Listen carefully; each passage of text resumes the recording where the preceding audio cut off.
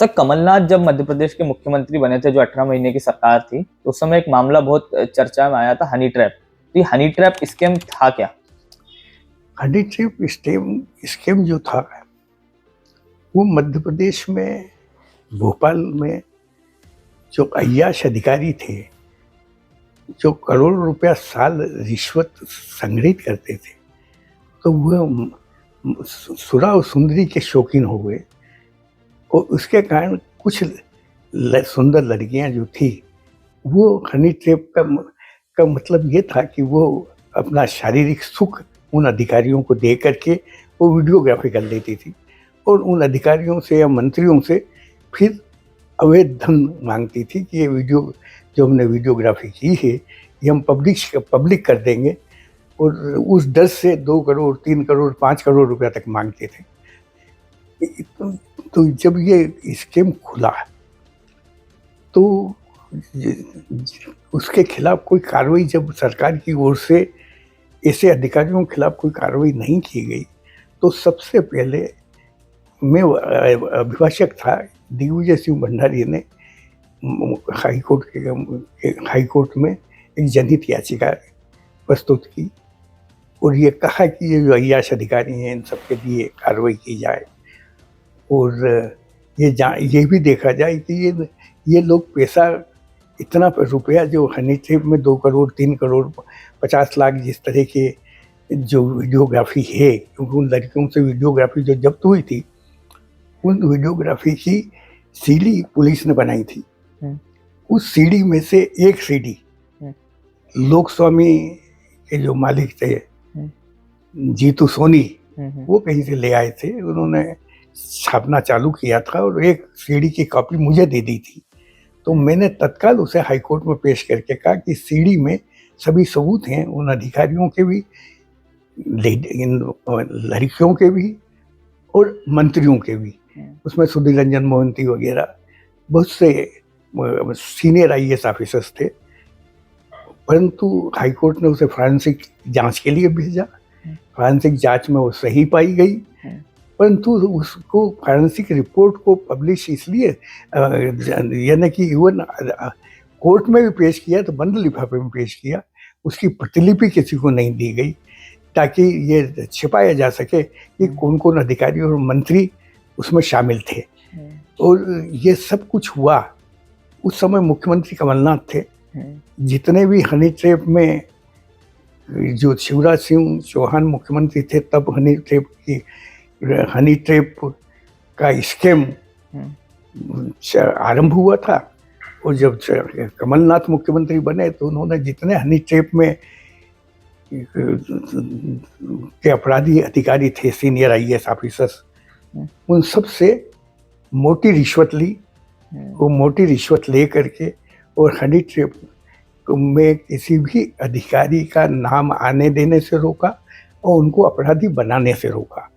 और उसी तरह के पुलिस से इन्वेस्टिगेशन करा करके आरोप पत्र प्रस्तुत करवाए।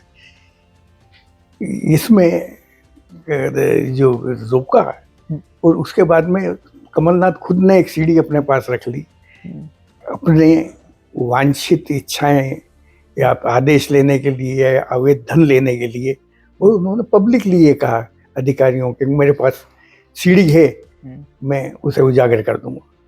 तो ये सब एक ऐसा स्कीम था जिसमें कि करोड़ों रुपए का अवैध धन शारीरिक सुख देने के बदले कुछ लड़कियों ने प्राप्त किया, जिनसे जो वीडियोग्राफी जो उनके द्वारा की गई थी वो सब जब्त हुई, सबूत हैं, पर फिर भी सभी अधिकारी प्रमोशन भी पाए, आज भी काम कर रहे हैं, बहुत से रिटायर भी हो गए हैं, और किसी का कुछ नहीं बिगड़ा। ये तक नहीं देखा यदि ने 1-1 करोड़ 2-2 करोड़ या 50-50 लाख लड़कियों को अय्याशी के बदले में दिए, तो वो आया कहाँ से? यदि उनके खिलाफ प्रिवेंशन ऑफ करप्शन एक्ट का केस चलता, उनके खिलाफ दूसरे भी केस चलते इस तरह, परंतु किसी के भी खिलाफ को कार्रवाई नहीं, सब बेदाग चले गए। और न केवल बेदाग चले गए, रिटायरमेंट के बाद में उनको फिर सरकार ने भी नौकरियां भी अच्छी जगह पदस्थ भी कर दिया।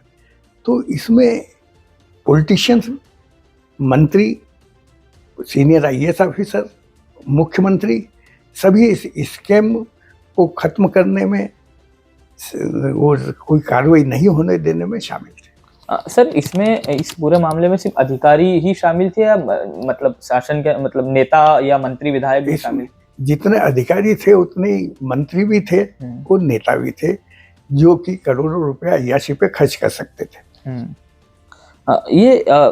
इसमें ये कितने सालों से चला आ रहा था? मतलब ये अभी पिछले 3-4 साल पहले का मामला या कई सालों से ये इस जब तरीके? उजागर हुआ तब ये मालूम पड़ा कि शिवराज सिंह जब मुख्यमंत्री थे उस समय से ये चालू हुआ था। अच्छा। क्योंकि और उसके बाद में जितने भी फुटेज या जितने भी वीडियोग्राफी कलेक्ट पुलिस ने की वो शिवराज सिंह के समय से लेकर के वो कमलनाथ के समय तक की थी। अच्छा। परंतु कमलनाथ ने इस स्कीम को और अधिकारियों को स्कीम को खत्म किया और अधिकारियों को संरक्षण दिया, बदले में वांछित काम कराए, वो करोड़ रुपया हर एक से रिश्वत ली। सर, आज इस मामले पे चर्चा क्यों नहीं होती? इस मामले को किस तरीके से खत्म कर दिया गया? इस मामले में चर्चा एक्चुअली मीडिया मजबूत हो तो होती है, मीडिया को दबा दिया गया था। एक जीतू सोनी ने जब छापना चालू किया था तो मेरे पास भी सुधीर रंजन मोहंती का फोन आया था कि जीतू सोनी आपकी मानता है तो वो नहीं छापे, आप उसे रोक दो। तो मैंने मना कर दिया था कि मैं किसी से कुछ नहीं कहता। तो जीतू सोनी को का अखबार समाप्त किया, उसकी लाइब्रेरी जो अखबार की थी वो नष्ट की, उसके दोनों अखबार जहाँ निकलते थे वो दोनों भवन नष्ट किए, उसके खिलाफ कम के 50 से अधिक एफआईआर दर्ज करवाई और उसे जुडिशियल लॉकअप से बाहर नहीं आने दिया। और इस सब को देख करके हर पत्रकार, हर मीडिया कर्मी, चाहे वो टेलीविज़न वाले हों चाहे वो अखबार वाले हों, किसी ने भी एक शब्द हनी ट्रैप के बारे में नहीं प्रकाशित किया। और जब पब्लिक ओपिनियन ही नहीं है और लोगों को ये मालूम ही नहीं है हनी ट्रैप क्या हुआ, शॉर्ट मेमोरी है, भूल जाते हैं, तो इसलिए इसको हशप करने में, अधिकारियों को प्रोटेक्ट करने में कमलनाथ को कोई तकलीफ नहीं। और अगर सर इस पूरे मामले पे अगर सही कार्रवाई होती तो क्या किन किन लोगों को सजा मिलती और क्या सजा मिलती? पुलिस के पास हनी ट्रैप की सीडी है, उसकी फॉरेंसिक रिपोर्ट है। फॉरेंसिक रिपोर्ट के लिए आवाज के लिए उन अधिकारियों के आवाज के नमूने भी लिए गए हैं और किसी तरह का कोई ऐसा संदेह किसी एविडेंस में नहीं है। अब उन अधिकारियों के खिलाफ कुछ भी नहीं हो तो प्रिवेंशन ऑफ करप्शन एक्ट के तो केस चलेंगे, आय से अधिक संपत्ति का केस चलेगा। ईडी को एफआईआर दर्ज होने के बाद में ये अधिकार हो जाएगा कि वो उनके यहाँ छापा डाले, उनके यहाँ जो अवैध धन या अवैध संपत्ति उन्होंने बनाई है उन सबको अटैच करे, परंतु कोई कार्रवाई नहीं हुई। इस तरह के सभी भ्रष्ट वो करोड़ रुपए रिश्वत देने वाले अधिकारी गण अपनी रिश्वत के धन से या तो इंदौर है, उज्जैन है, भोपाल है, जबलपुर है, उसके आसपास के शहर हैं, सब जगह की सड़क किनारे जितनी भूमियाँ हैं वो खरीद करके और अय्याशी का जीवन व्यतीत करते हैं। सर, क्या ये मामला हाईकोर्ट में अभी भी विचाराधीन है या हाईकोर्ट ने इस केस को समाप्त कर दिया? हाईकोर्ट ने केस को समाप्त कर दिया, परंतु ये कहा कि इसमें जांच होना चाहिए।